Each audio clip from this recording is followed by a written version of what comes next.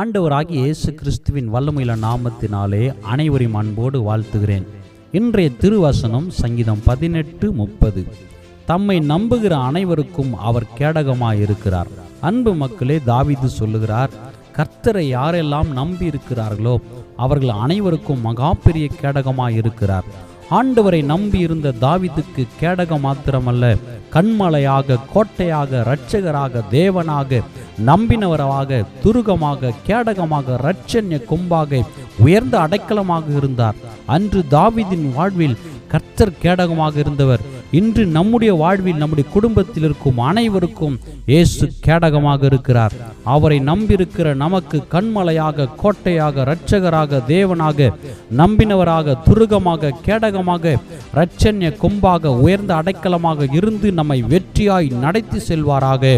மகனே, மகளே, பயப்படாதே, இயேசு நம்மோடு இருக்கிறார். ஆமென்.